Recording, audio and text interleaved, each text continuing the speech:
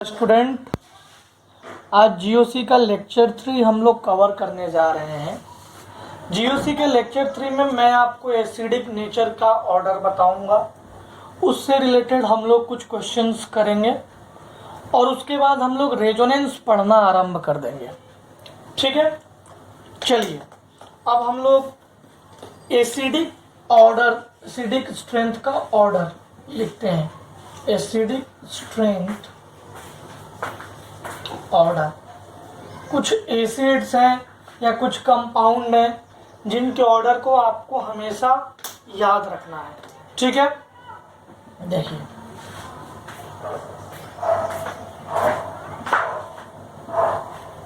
SO3H ये sulphonic acid है कि सबसे ज्यादा एसिडिक होता है। फिर HCOOH, फिर कार्बोक्सिलिक एसिड मतलब बेंजोइक एसिड, इसके बाद में RCOOH, इसके बाद में कार्बोनिक एसिड H2CO3, इसके बाद में अल्कोहल मतलब फेनोल, इसके बाद में वाटर और इसके बाद में ROH। तो हमेशा याद रखिएगा इन तीनों का ऑर्डर बहुत पूछा गया है। सबसे ज्यादा फेनोलिक अल्कोहल, फिर वाटर, फिर ROH, फिर C∼CH, फिर CH2 double bond CH2, CH3 यहाँ H लगा देते हैं, CH3।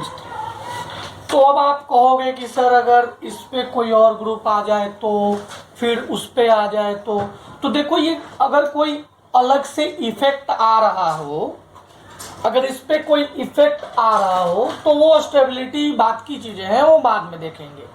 पहले ये ऑर्डर को हमेशा ध्यान रखें। बाकी हम एक दो प्रॉब्लम देंगे, उस प्रॉब्लम से बाकी चीजें अच्छे से क्लियर हो जाएंगी, कौन ऑर्डर में पहले आएगा। ठीक है, इसको नोट डाउन कर लीजिए। ओके, अब मैं इस ऑर्डर को आप एक जगह लिख लो, मैं क्वेश्चन दूंगा, अकॉर्डिंगली सोल्व करने की कोशिश कीजिए। Question number 1, H2O, C2H5OH, CH triple bond CH, और चलो ये तीन ही ले लेते हैं, ABC। Question number 2, HCOOH, CH3COOH,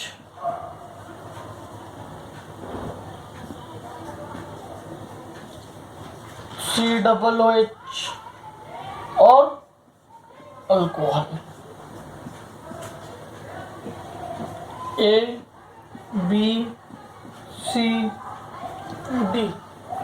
question number 3, ऊपर से आप करते जाओ।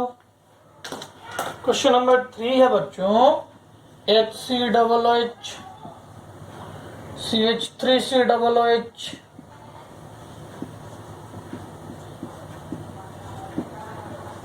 COOH,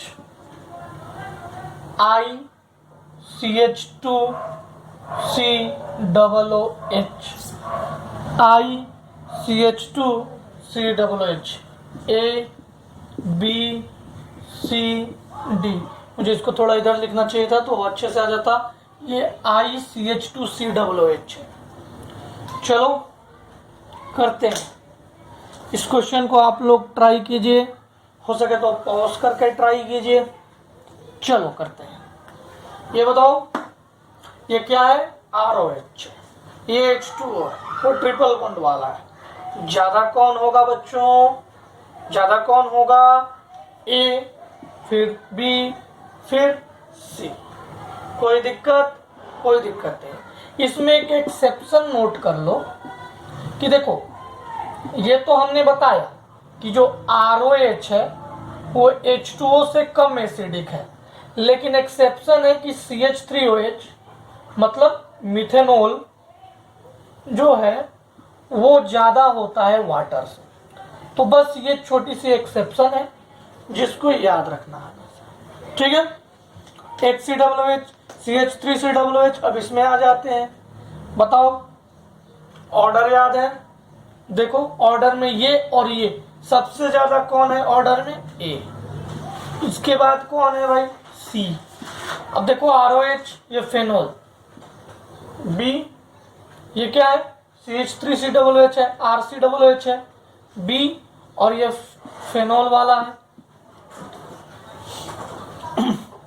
क्वेश्चन नंबर 3 देखो, ये RCOOH है, ये HCOOH है, तो ये माइनस पे प्लस आया है, माइनस पे प्लस आया है, कौन सबसे ज्यादा।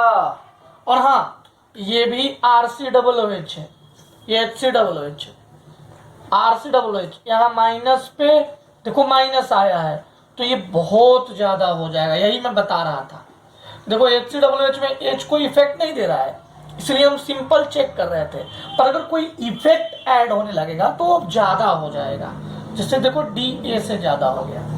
आप देखो HCOOH ज्यादा होता है RCOOH से, है ज्यादा, लेकिन इस पे ये भी RCOOH है लेकिन इस पे I इफेक्ट आ गया, माइनस I इफेक्ट, जिस वजह से ये ज्यादा हो गया। सी और ये B तो सबसे कम होगा क्योंकि माइनस पे प्लस आया है, स्टेबिलिटी कम हो गई जिससे इसका सारा कुछ कम हो गया, एसिडिक स्ट्रेंथ भी कम हो गया, ठीक है।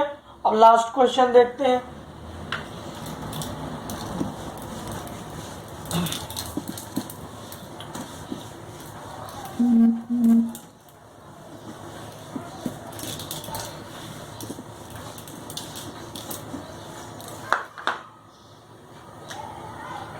क्वेश्चन नंबर 5,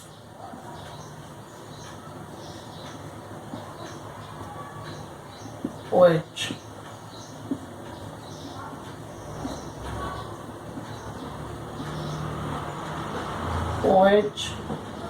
NO2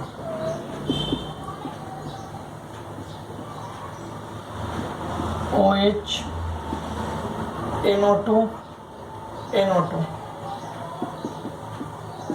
दो NO2, ये A है, ये B है, ये C है। चलिए क्वेश्चन को देखो और बनाओ कौन ज्यादा होगा। देखिए बनाइए, देखो ये H अगर हटा दोगे तो माइनस माइनस माइनस सब पे माइनस चला गया, ठीक है, सब पे माइनस चला गया, माइनस पे माइनस स्टेबिलिटी बढ़ाता है, ठीक है ना बच्चों। तो सबसे ज्यादा C होगा, फिर B होना चाहिए लेकिन A होगा तब B होगा। बच्चों ये डिस्टेंस के वजह से इंडक्टिव इफेक्ट कम हो गया, इंडक्टिव इफेक्ट कम हो गया, और आगे चल के तुम्हें मेसोमेरिक इफेक्ट पढ़ाया जाएगा तो मेसोमेरिक इफेक्ट यहाँ पे काम नहीं करता, यहाँ पे काम कर रहा था, इसीलिए C हो गया, फिर A फिर B। ये क्वेश्चन को हम रिविजिट करेंगे जब हम मेसोमेरिक इफेक्ट पढ़ लेंगे। ओके बच्चों, ओके। अब आज का हमारा टॉपिक है रेजोनेंस, बहुत इंपॉर्टेंट टॉपिक है रेजोनेंस, ठीक है। हम रेजोनेंस पढ़ेंगे, रेजोनेंस होता क्या है, हम लोग रेजोनेटिंग स्ट्रक्चर्स पढ़ेंगे, रेजोनेटिंग स्ट्रक्चर्स के कंडीशंस पढ़ेंगे, डिफरेंट डिफरेंट कंडीशंस पे डिफरेंट डिफरेंट रेजोनेटिंग स्ट्रक्चर्स जो बनते हैं उनके बारे में पढ़ेंगे। तो हेडिंग लगाते हैं रेजोनेंस।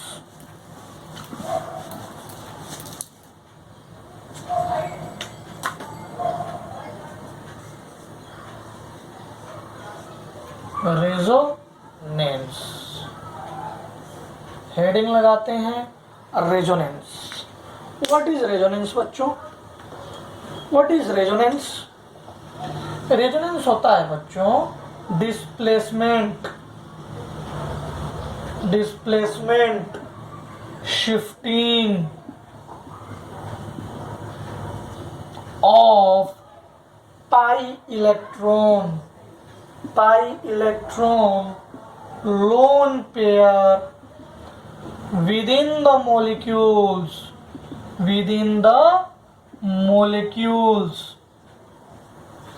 और कंपाउंड। रेजोनेंस क्या होता है? Displacement shifting of pi electron lone pair within the molecules और कंपाउंड। इसमें पहला पॉइंट लिख सकते हैं। दूसरा पॉइंट क्या है?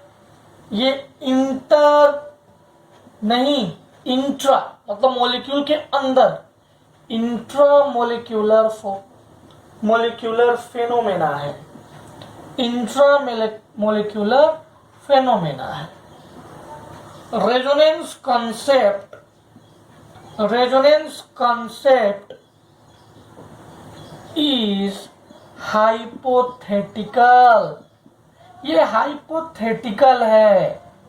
exists only on paper।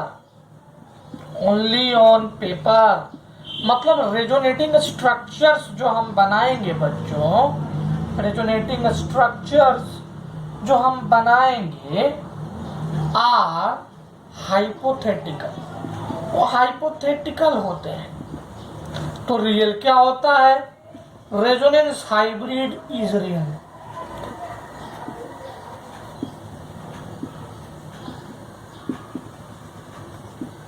Okay, यहां तक सबको बात समझ में आ गई? किसी को कोई दिक्कत नहीं। रेजोनेंस क्या है?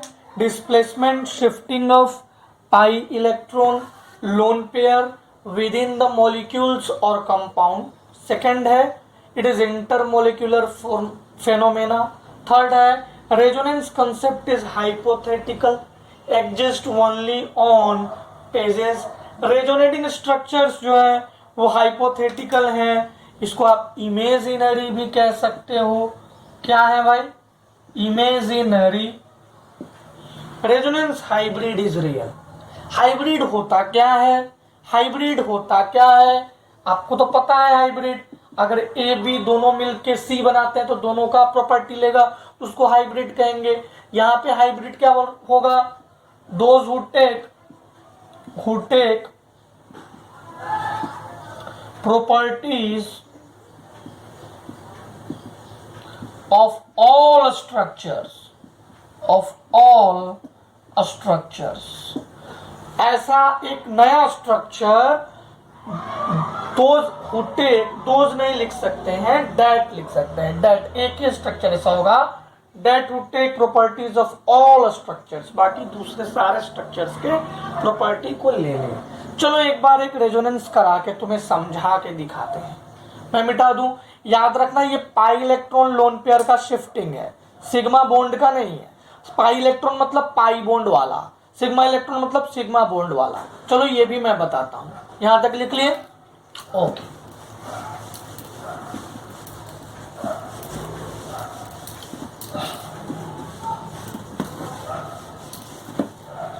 देखो मान लो कि एक कंपाउंड है CH2 double bond CH2 plus, ये कंपाउंड है।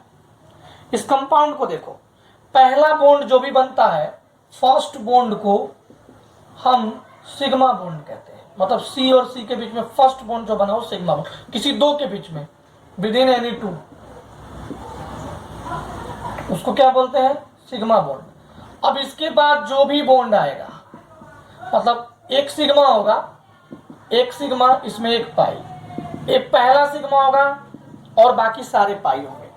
तो देखो कह क्या रहा है कि जो पाई बॉन्ड है वो डीलोकेलाइज हो जाएगा, डिस्प्लेसमेंट इसका होगा, इधर उधर जाएगा।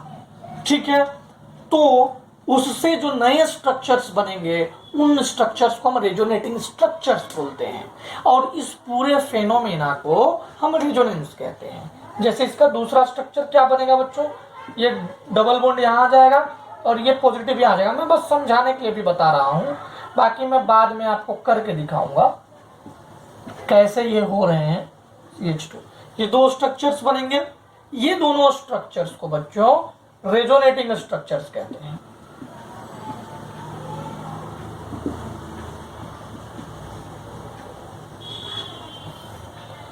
और रेजोनेटिंग हाइब्रिड, देखो होता क्या है कि हम एक्चुअल स्ट्रक्चर, एक्चुअल जो बॉन्ड है जो घूम नहीं रहा है उसको लिख लेंगे, और जो घूम रहा है उसको डॉट लाइन से शो करेंगे, और जहां जहां चार्ज आ रहा है और जो चार्ज आ रहा है उसको डेल्टा पॉजिटिव से शो करेंगे। पॉजिटिव आर तो पॉजिटिव, नेगेटिव आर तो नेगेटिव।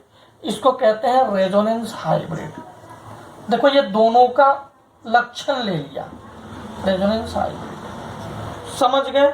अब याद रखना, here elements compounds do not move. Element और कंपाउंड मूव नहीं करते हैं, बॉन्ड मूव करता है। बॉन्ड देखो, ये बॉन्ड जंप करके आ गया, हाइड्रोजन थोड़ी नहीं उधर गया, जहां हाइड्रोजन कार्बन है वहीं रहा, वो इधर से उधर नहीं गया। ये बात समझ में आ गई? कोई दिक्कत? ठीक है, चलो बहुत अच्छी बात है। अब हम लोग कंडीशंस ऑफ रेजोनेंस पढ़ते हैं, बाकी हम कल पढ़ेंगे। अब हम लोग कंडीशंस ऑफ रेजोनेंस पढ़ते हैं, ध्यान से देखिएगा। कंडीशंस ऑफ रेजोनेंस, रेजोनेंस के कौन कौन से कंडीशंस हैं? देखो, कंडीशन में हम कंजुगेशन होना चाहिए। कंजुगेशन का मतलब है कि जो चीज मैं नीचे लिख रहा हूं वो लगातार आए। लगातार मतलब एडजेसेंट आए, एडजेसेंट आए। अब देखो क्या, पहला कंडीशन है पाई बॉन्ड बने, सिग्मा पॉजिटिव, जैसे अभी मैंने देखा था CH2 double bond CH2 positive. देखो पाई सिग्मा पॉजिटिव, ऐसा दिखे समझो कि रेजोनेंस होगा, समझो कि रेजोनेंस होगा। वैसे ही पाई सिग्मा लोन पेयर या निगेटिव चार्ज, जैसे CH2 double bond CH2 negative आ गया, यहां भी होगा। या कोई लोन पेयर आ गया, जैसे CH2 double bond OH, oxygen पे लोन पेयर होता है, तो ये यहां जाएगा, ये ऊपर जाएगा, यहां भी रेजोनेंस होगा। मैं बताऊंगा कैसे रेजोनेंस होगा, बस आप देखो conditions. Pi sigma free radical, ये फ्री रेडिकल कैसे जनरेट होता है, पॉजिटिव कैसे जनरेट होता है, निगेटिव कैसे जनरेट होता है, मैं सारा बताऊंगा। फिर होता है पाई सिग्मा पाई, फिर होता है lone pair sigma positive, lone pair sigma positive. समझ गए? यहां तक कोई दिक्कत? चलो भाई कोई बात, सब सही है। अब हम लोग पहला को कल से स्टार्ट करेंगे और एक एक करके सारे कंजुगेटिंग स्ट्रक्चर्स को पढ़ेंगे।